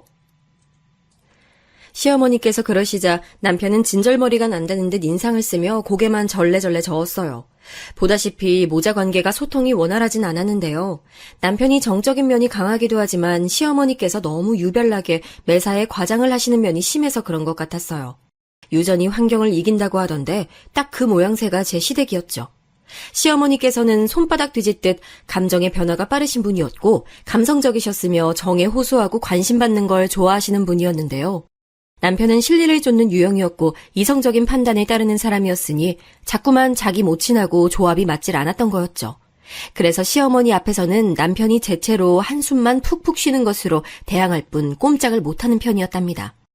자꾸 아들을 불효자로 포장해서 말씀하시는 시어머니셨으니 거기다 대고 뭐라고 대꾸를 할 수 있었겠나요? 시어머니께서는 처음에 저를 썩 마음에 들어 하셨어요. 둘째 아들이 독단으로 결정한 결혼이 어떻게 달가울 수 있겠냐며 저를 향해 눈을 째리셨지요. 하지만 시아버지께서 자식이 원하는 결혼이라면 시켜주는 게 마땅하다고 하시는 바람에 얼렁뚱땅 결혼이 진행됐답니다. 그 바람에 시어머니께서는 입장이 몹시 민망해지셨고요. 우리 집 남자들은 왜 이렇게 꽁하게 있다가 막상 무슨 일을 결정할 때가 오면 나랑 상의 한마디 없이 딱 처리를 해버리는지 모르겠네. 당신의 위신이 깎였다며 시어머니께서는 속상해하셨고 저는 그 비위를 거스르면 안 될 것 같아서 수더분하고 참한 이미지를 꺼내들고 앞으로 잘하겠다는 뜻을 열심히 표현했어요. 하지만 진짜 문제는 시어머니가 아니라 한 세트인 시누이였어요. 발랄하면서도 약간 목소리가 쨍얼거리는 게 톡톡 튀는 매력이 있는 것 같았고 저하고 둘이서 언니 동생하며 지내자고 하길래 처음엔 엄청 마음에 들었던 게 사실입니다. 저는 친동생을 어려서 잃어본 입장이라 그런 건지 괜히 동생이라는 말만 들어도 살짝 가슴이 찡해졌거든요. 저의 몇 없는 기혼자 지인들이 하나같이 시자 들어가는 시댁 사람들은 다 똑같다면서 혀를 내두른다는 걸 저는 익히 보고 들어 알고 있었으나 저에게 먼저 손을 내밀어준 시누이를 보면서 저만은 다른 경우에 속하는 거라고 생각했어요. 제가 행운아라고 여겼었죠. 하지만 그건 저의 착각이었던 것으로 곧 드러났어요. 저는 왜 아주버님께서 당신의 여동생을 피하려고 드는지 금세 알았습니다. 헐, 이혼 가정? 대박이다. 전 언니가 아빠 잃고 한부모 가정에서 자란 경우인 줄 알았어요. 근데 그게 아니고 이혼? 이거 좀 문제 있는 거 아니에요? 그쵸? 언니 정신에 문제 있는 거 맞죠? 네? 제 정신에 문제가 있다니요, 아가씨. 무슨 말을 하는 건지 모르겠어서 너무 당황스럽네요. 에이, 제가 인터넷에서 다 봤어요. 이혼한 부모 아래서 자란 자식들은 대부분 정서가 불안하다던데?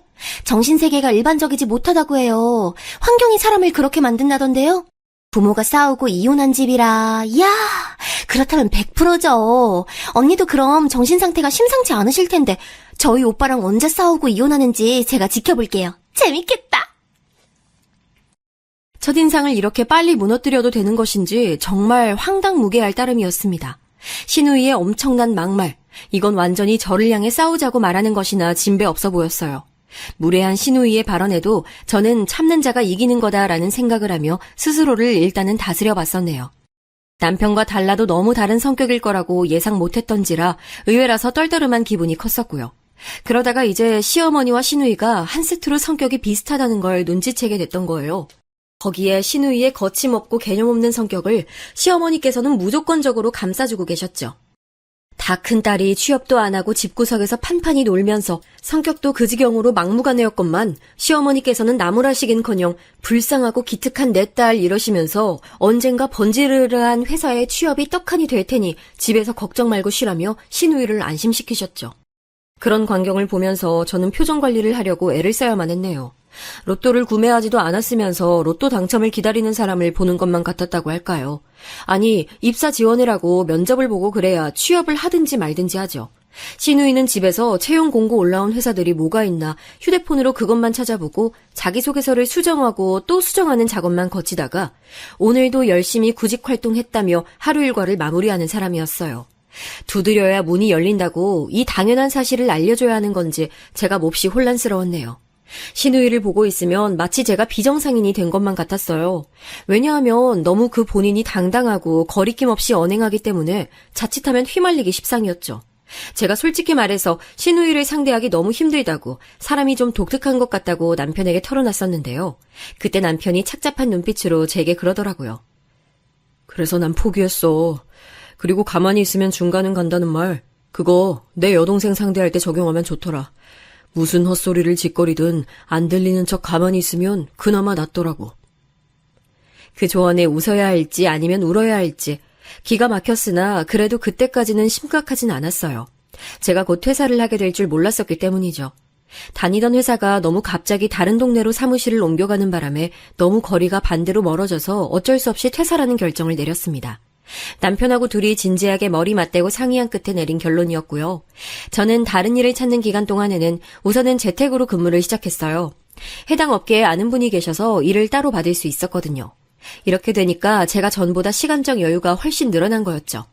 자연스레 시어머니, 시누이 두 사람과의 접점도 늘어나더라고요. 집에서도 일을 내서 그걸로 돈을 번다니. 어우, 참 요즘 세상 아주 별난 세상이야. 저기 그런데 너 우리 딸한테도 그런 일 좀 알려주면 안 되겠니? 너만 이렇게 편하고 좋은 거 알지 말고 우리 딸한테도 알선을 해줘. 그런 게 가족이지. 안 그래? 아, 네, 어머님.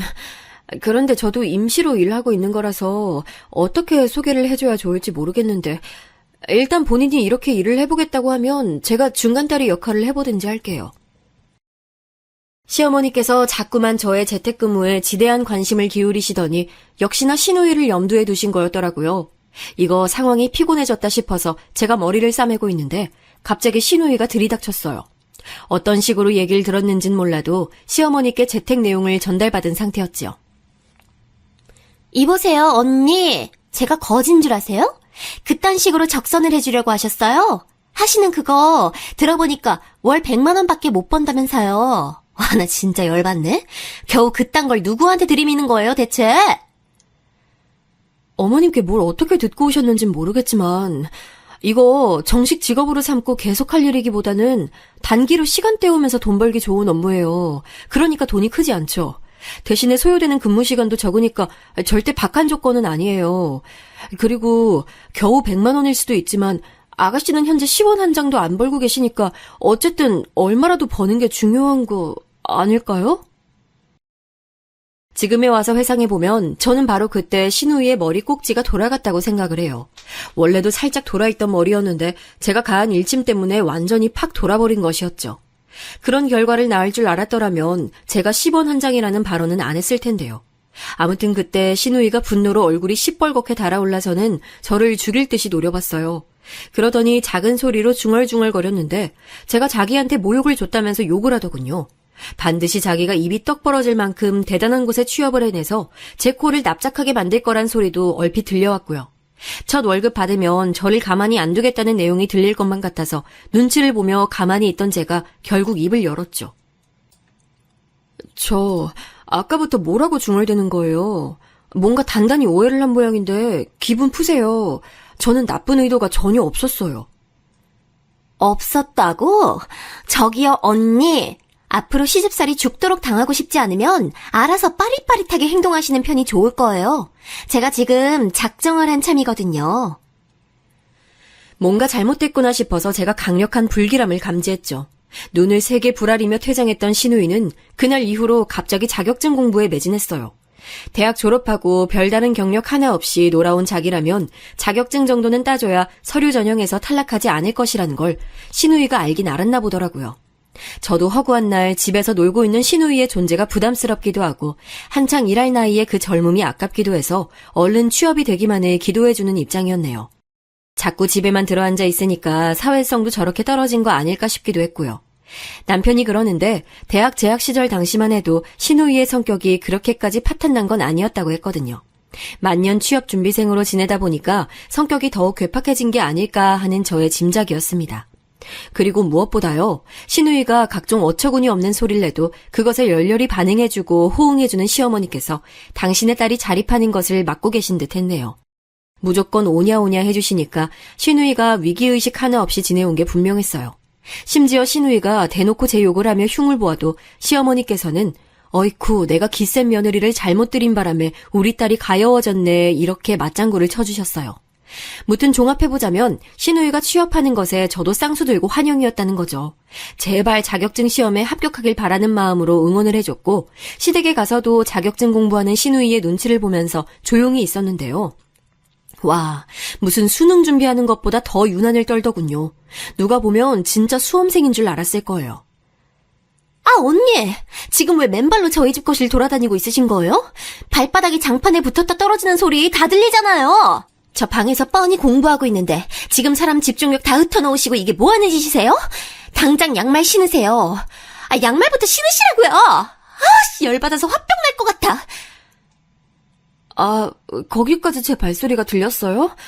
미안해요. 방해할 의도는 결코 없었는데 설마 이 작은 발소리가 방까지 울릴 줄은 정말 몰랐어요. 조심스럽게 걷고 양말도 바로 신을게요. 저 근데 혹시 소음이 계속 신경 쓰이면 그냥 방문 닫고 공부하는 게 어때요? 자꾸 방문 활짝 열어놓으니까 바깥 소리에 신경 자꾸만 쓰게 되는 거 아닐까요? 왜요? 내가 방문 닫아놓으면 그때부터 뭐 맛있는 거라도 몰래 만들어 먹으시라고요? 저 빼놓고 뭘 하실 생각인데 저보고 방문을 닫으라고 하시는 거죠?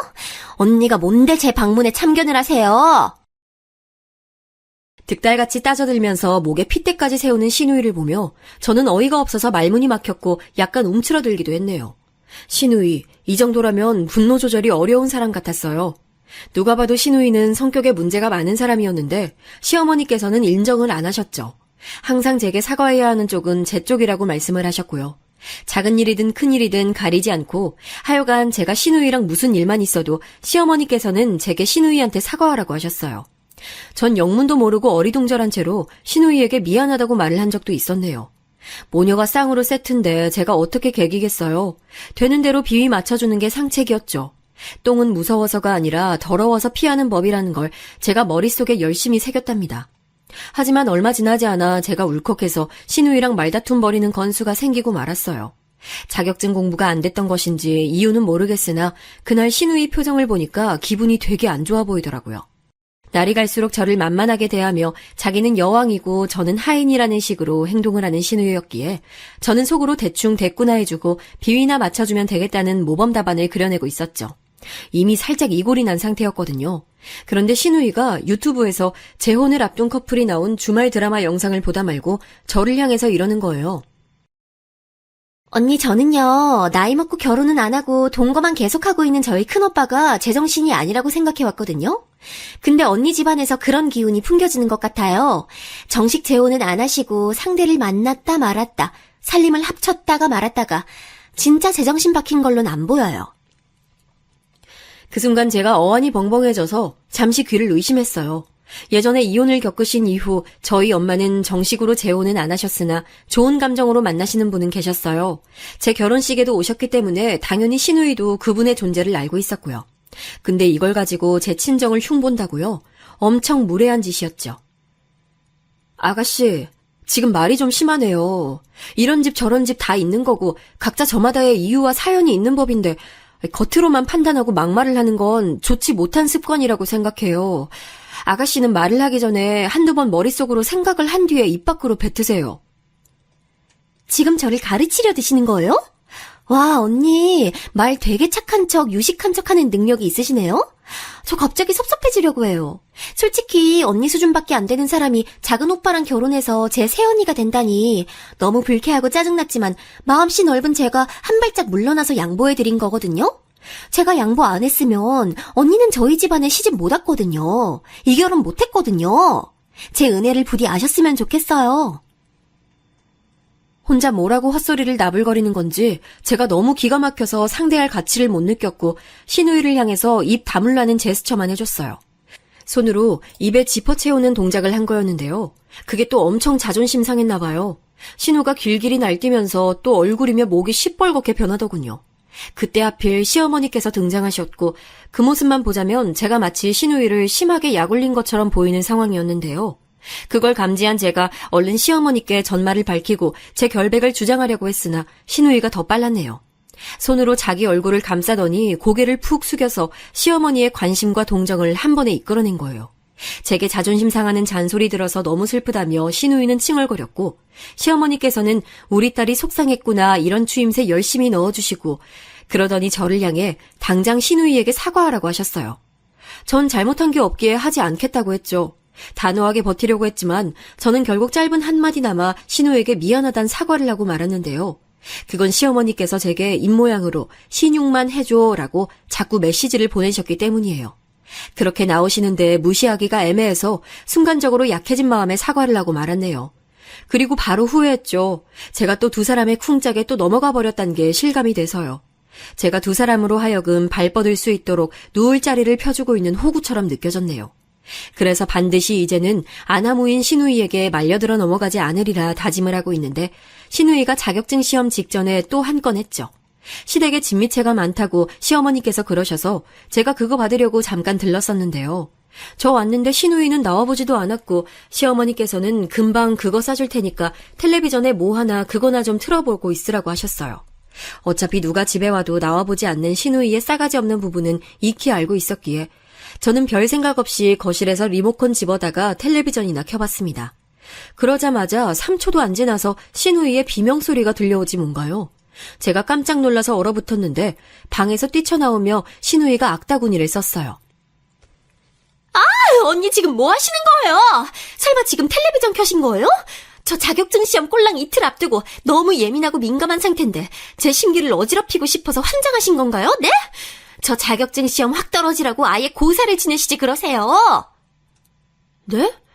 아니, 볼륨이 큰 것도 아닌데 켜자마자 그 방까지 들렸어요? 아, 맞다. 아가씨 방문 안 닫고 공부하시죠? 미안해요.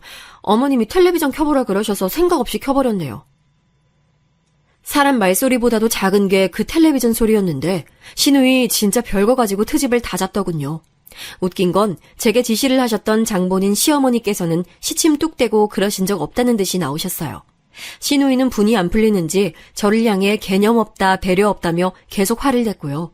대체 이 모녀 조합은 얼마나 답이 없는 사람들인가 싶어서 저는 진이 빠지는 기분이었어요. 제가 호구 그만하고 싶다는 생각과는 별개로 신우이가 정도를 지나친 별종이었던 거예요. 절이 싫으면 중이 떠나는 거라는 표현이 머릿속에 확 스쳐갔죠.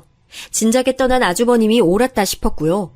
그런 생각으로 머리가 지끈거리던 시기였어요. 신우이가 기어이 그 자격증 시험이라는 것을 해냈더군요. 고대했던 합격이라는 결과물을 낸 거였죠. 당연히 잘됐다 싶어서 축하를 해줬건만 신우이는 그런 저를 보며 코웃음 쳤어요. 자격증 딴 거 하나로 벌써 기세가 등등해서 이미 취업 다 해버린 것처럼 군 거예요. 제발 취업이나 하고 저럴 것이지 이런 생각을 하고 있었는데 며칠 뒤 신우이가 심기일전으로 지원했다는 회사의 이름을 듣고 제가 깜짝 놀랐어요. 어디서 기시감이 드는 이름이었거든요. 혹시나 해서 확인해봤더니 역시나 제가 예상한 그곳이 맞더군요. 와, 이런 우연의 일치가 다 있나. 저 얄미운 신우이가 작정하고 기대하면서 목표 1순위로 두고 입사 지원하는 회사가 바로 거기라니. 이걸 말해야 돼, 말아야 돼? 그런 내적 갈등을 겪으며 저는 이걸 남편에게 털어놨는데요.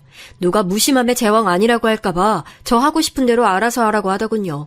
일단 자기는 시댁 식구들에게 이것에 대해 여태까지 입번끝 안 했으니 먼저 발설할 생각 추호도 없다고 했어요. 역시나 남편다운 반응에 저도 그냥 에이 될 대로 되든지 말든지 싶어졌어요. 하지만 상황이란 것이 좀처럼 저를 방관자로 두지 않더군요. 우선 신우이가 서류 전형에 통과를 했어요. 사흘 밤낮을 눈물로 자기소개서를 쓴 보람이 있다면서 신우이는 열광의 도가니였고 매사에 허허 웃고 마시는 시아버지께서도 크게 기뻐하셨네요. 시어머니께서는 이미 눈물을 찍어내고 계셨고요. 누가 보면 최종 합격해서 입사를 앞둔 상황인 줄로만 알 것 같아서 저는 그냥 떨떠름하게 축하의 박수나 치고 있었죠. 그러자 신우이가 저를 향해 입술을 삐죽거리며 이런 말을 슬쩍 건네왔어요. 언니, 솔직히 저 이대로 마지막까지 통과해서 최종 합격 받을까봐 걱정되시죠? 네? 걱정을 할 리가 없잖아요. 아가씨한테 경사 생기면 당연히 좋은 일인데요. 왜 제가 그런 걸 바라지 않을 거라고 보는 거예요? 그야, 제가 하나부터 열까지 다 우월하게 잘났는데 단지 일자리를 빨리 안 구하고 있다는 것만 유일한 흠이었잖아요. 그런데 이제 좋은 회사까지 떡하니 들어가 버리면 언니는 제가 부러워서 미쳐버리시겠죠? 언니는 그런데 들어가고 싶어도 못 들어가고 시시한 재택근무나 하면서 손가락 쪽쪽 빠는 게 전부니까요. 신우이가 막 신이 나서 이죽거리는데 불쾌하고 기분 나쁘진 않았고 그냥 우습고 웃겼던 것 같아요. 뭐 이런 특이한 성격을 가진 애가 다 있나 싶은 생각만 들고 과연 어디 최종까지 정말로 합격할 수 있을까 궁금한 마음도 살짝 있었던 것 같고요. 그래서 저는 신우이를 향해 피식 웃어준 게 다였어요. 그러자 신우이는 또 그놈의 자존심이 상한 건지 표정이 확 안 좋아졌었고요. 며칠 더 흘렀을 때 그날이 오고 말았어요. 바로 신우이가 오매불망 입사를 희망하는 그 회사에 면접을 보러 가는 날이었죠. 오전 10시 30분 면접이었고 최소한 10분 전에는 도착을 해야 하기 때문에 집에서 언제 출발해서 몇 시 지하철을 타야 한다는 것까지 제가 귀가 따갑도록 들었네요. 이걸 제가 들어야만 했던 이유는 시어머니께서 동창분들과 함께 여행을 가신 참이었기 때문이에요. 땡처리 여행이라 급하게 떠나신 거였고 가격을 보자니 도저히 안 가실 수가 없는 그런 거였죠. 냉동실에 곰탕 얼려놓은 거 해동해서 끓여다가 우리 딸 아침에 네가 밥 좀 챙겨주라. 알았지? 김치는 곰탕에 배추 말고 무가 더 어울리니까 깍두기 같은 거 네가 알아서 꺼내고 당면 삶아다가 곰탕에 몇 가락 넣어주는 것도 잊지 말고. 내가 너만 믿는다. 우리 딸 부디 면접 잘 보게 해다오. 그 정도면 신우이가 스스로 해먹어도 될 것 같았는데 시어머니께서는 또 필요 이상으로 걱정을 하시더군요. 저는 굳이 제가 그 면접날 시댁에 가서 아침을 차려줘야 할까 싶었는데 그런 와중에 또 신우이는 면접날 아침에 꼭 밥을 든든하게 챙겨 먹어야 합격을 할 것 같다면서 제게 짜증을 부려왔어요. 그게 무슨 의미겠어요? 저보고 시댁에 출동해서 자기 아침밥 차리라는 거였죠. 하도 예민해져 있길래 이런 때 괜히 비위 안 맞춰줬다가는 두고두고 후환이 있겠다 싶어서 그냥 그렇게 하기로 했어요. 여태까지 신우에게 밥을 차려준 전적도 없었으니까 별로 크게 억울하진 않다는 생각이었고요. 당일에 제가 시댁에 일찍 도착했을 때 시아버지께서는 이미 간단히 요기를 끝내시고 외출 준비를 하시던 참이었죠. 여쭤보니까 옆 동네 어르신분들하고 등산을 가기로 했다고 하시더라고요. 신우이만 시간 맞춰서 챙겨주면 되니까 저는 차라리 잘 됐다 싶었어요. 그런데 그게 제 착각이었던 거죠. 따끈한 쌀밥, 곰탕, 대파 송송 썰어놓은 거랑 후추랑 당면까지 준비해두고 신우이가 좋아하는 계란말이까지 작게 부쳤어요. 정신없이 씻고 머리 말리느라 왔다 갔다 하던 신우이가 계란말이 냄새를 맡았는지 저를 향해 크게 외치더군요. 계란말이 안에 치즈 넣으라고요. 치즈 계란말이가 먹고 싶대요. 그래서 제가 이미 계란물 다 풀어서 프라이팬에 두른 참이라고 하니까 그럼 계란말이 위에 치즈를 뿌려서 녹이면 되는 거 아니냐며 소리를 빽 지르더군요. 그 아침부터 목청 한번 좋았어요. 짜증 섞인 명령에 저도 울컥했지만 이왕 챙겨주기로 한 거라면 그냥 다 맞춰주자 싶어서 냉동실에서 치즈 꺼내다가 그렇게 만들어줬죠.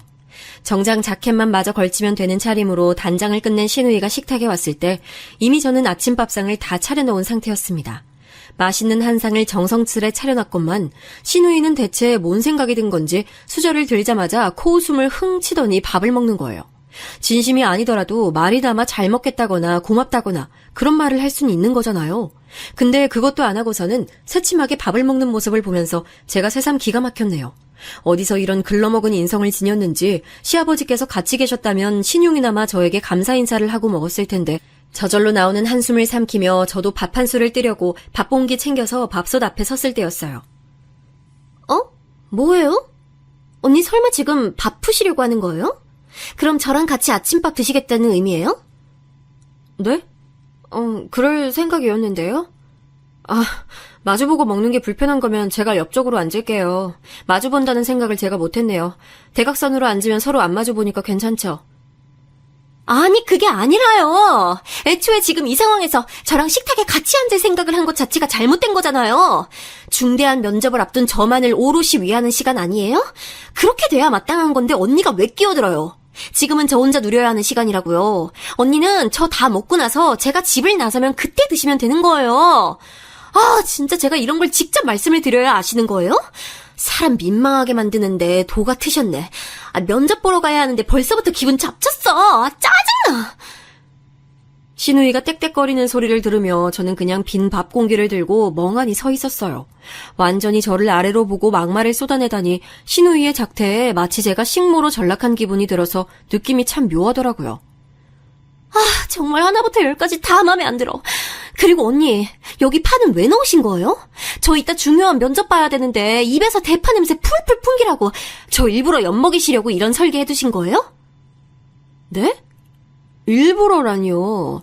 파는 곰탕에 같이 넣은 게 아니라 먹고 싶으면 넣어 먹으라고 따로 그릇에다가 놨잖아요. 그게 넣은 거나 다름없죠. 바로 곰탕 그릇 옆에 파가 썰려 있는데 그거 보고 자동으로 국물에다가 넣게 되는 거지. 설마 안 넣는 사람도 있어요? 저를 왜 이렇게 유도하세요? 기분 더러워져서 입맛도 확 떨어지네. 대파 송송 썰어서 옆에 둔 게 그렇게나 잘못인 줄 몰랐네요. 준비를 한 것만으로도 곰탕 안에 넣은 것과 다름이 없이 여겨질 줄은 더더욱 몰랐고요. 그리고 신우이는 반절 이상 식사를 잘하고 있던 와중에 그제서야 파를 먹고 있었다는 스스로를 깨닫고 갑자기 왜 짜증을 낸 건지 정말 이해하기 어려웠어요. 제가 화를 이악 물고 참아내며 그 원흉인 파가 담긴 그릇을 아예 빼버리려고 식탁 위로 손을 뻗을 때였습니다. 신우이가 하필 딱 그때 손으로 머리칼을 넘기려고 했고 그 들린 팔꿈치와 제 손이 충돌했어요. 근데 문제는 신우이가 반대 손으로는 김치를 젓가락으로 집던 참이었다는 거예요. 몸이 들썩이니까 젓가락에 집힌 김치도 크게 흔들렸고 그 결과 김치 국물이 신우이의 블라우스에 튀었어요. 경악에 침묵이 감돈 것도 잠시 갑자기 젓가락을 식탁 위로 던지듯 내려놓은 신우이가 자리에서 벌떡 일어나더니 그대로 제 손을 들어 제 뺨을 후려쳤어요. 야! 이거 어떻게 책임질 거야?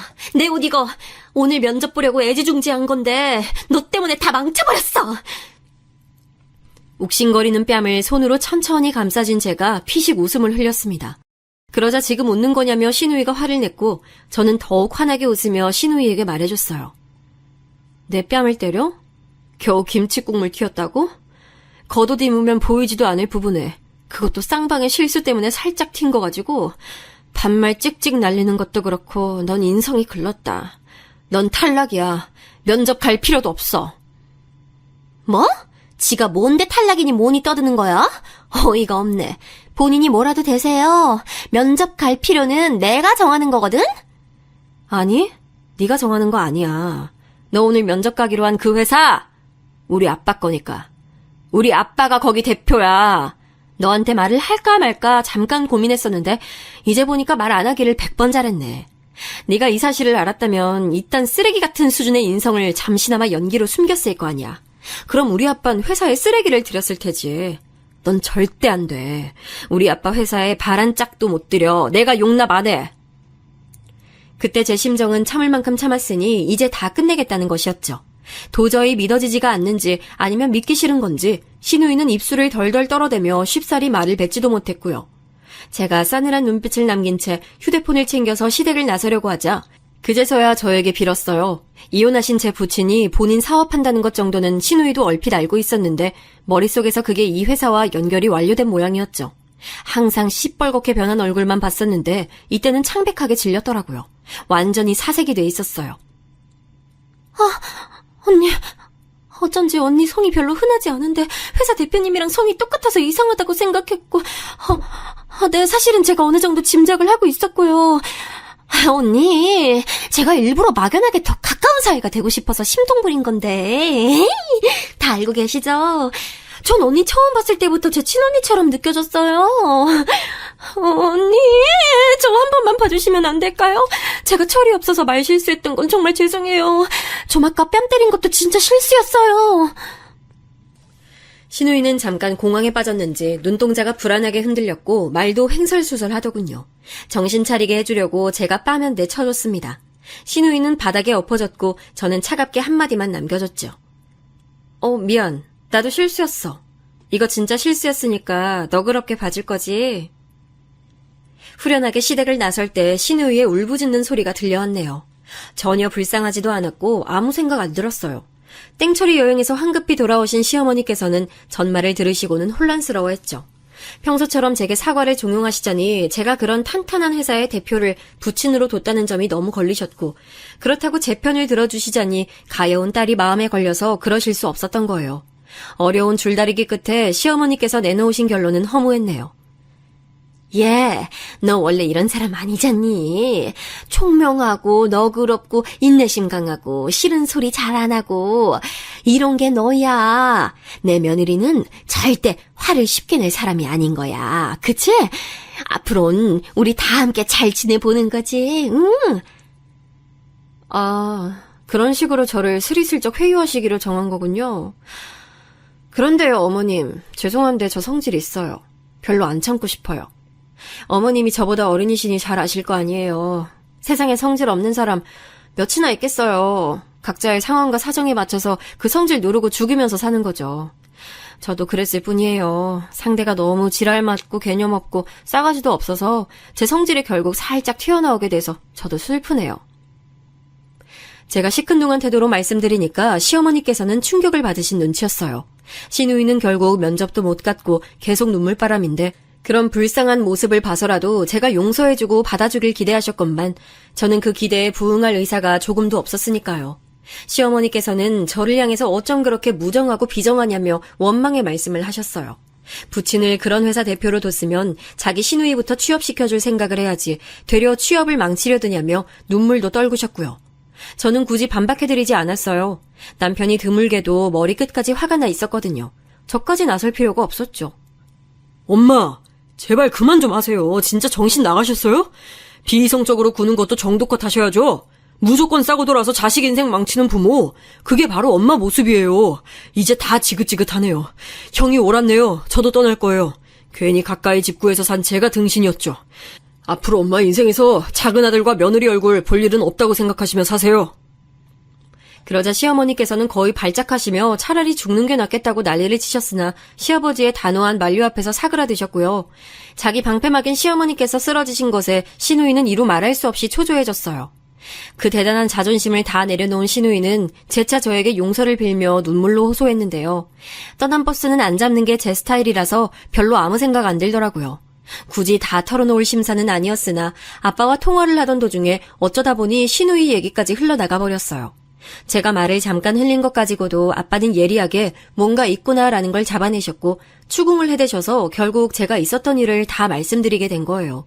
한숨을 가끔 내쉬시며 제 얘기를 다 들으신 아빠는 거두절미하고 저희 부부가 살 집을 새로 마련해 주시겠다 하셨어요. 너 결혼할 때도 내가 지원해준다는 거 자꾸만 부담스럽다며 거절했었지? 그 바람에 내가 너 결혼할 때 내어주려고 했던 자금을 아직 묵히고 있었지 뭐냐? 이자가 너무 센 곳에 묵혀놨더니 남부럽지 않은 주상복합 아파트 한 채는 사줄 정도로 불어났는데 받아줄 거지? 또 거절하면 내가 면이 안 서. 몇 번의 실랑이 끝에 결국 저랑 남편은 아빠의 선물을 받기로 했어요. 이 소식을 듣고 엄마도 오랜만에 아빠와 통화를 하셨고요. 분위기 괜찮았다고 하네요. 두 분이 다시 부부로 돌아갈 순 없어도 영원히 제 부모님인 것은 변하지 않는다는 걸 재차 가슴에 새겼어요.